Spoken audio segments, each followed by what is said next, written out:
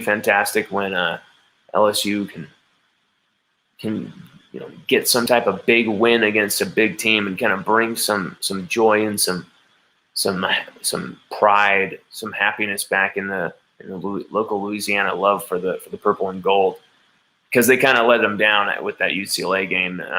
Not gonna sugarcoat it.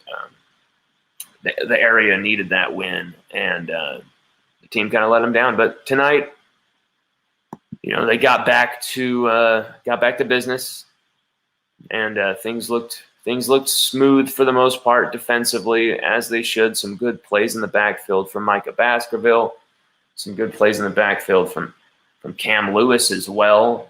He was pressuring the quarterback. He dropped an interception as well. He should have came up with that pick. Andre Anthony had a great game. I think it was 2.5 sacks. Felt like more. B.J. Ojolari, I believe, had only just the 1 sack. But man, he was all over the place. Mason Smith, I swear he had at least 2 sacks, but I feel like the dude had like 3. Mason Smith was just drowning Cody Orgeron. He was all over him, just burying the dude. It was a festival, a feast. It was nuts.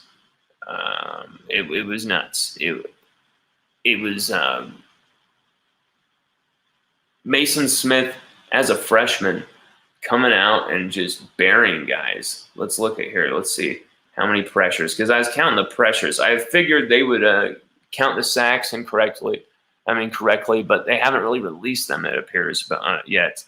If someone has those sacks, that'd be fantastic to send them my way. But Mason had 6 overall pressures by my count.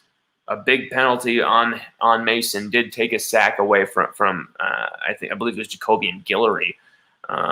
Desmond Little had 3 pressures off the bench, 1 sack. B.J. Ojolari was wreaking havoc. 3 critical pressures, 2 forced and incompletion on 3rd down. 3 quarterback hurries, 3 big plays on 3rd down, including a tackle where he kind of hurt his shoulder. But he was able to return and played most of the game, so no worries about that injury, it appears, hopefully. Jaquelin Roy, like I said, forced and recovered his own fumble. The only turnover of the game for LSU. 2 pressures overall. Eli Ricks had 2 targets coming his way, but he did allow 1 completion. He did allow 1 completion over the middle, but he had 2 targets coming his way, nothing really too much. Stingley actually had a quarterback pressure and a quarterback hurry in this game, interestingly enough. And he had a penalty on him. Him and Ricks both had a penalty on each other. Or not on each other, but each one had a penalty. Andre Anthony, 4 pressures, the 1 missed tackle, but it feels like he had at least 2.5 sacks. Philip Webb, number 39, off the bench, had 3 pressures. Immediately in Cody Orgeron's face, coming off that strong side. So the defense, we wanted to see more takeaways. We wanted to see more. We wanted to see a defensive touchdown. We wanted to see some kick-ass plays, and it felt like they held serve. They were fundamentally sound, but they should have been. There were some big plays that they gave up still. The big touchdown run, I believe it was, for McNeese State was just god-awful. Just god-awful play right there. Just our defensive line getting completely bullied. I hate to bring up his name, Mason Smith, great game as well, but he was bullied on that play, shoved straight into the inside, created that lane. And Devontae Strong, number 22, who had a great game himself, was making some good side-to-side tackles. I wouldn't say great, but a solid showing from Devontae Strong.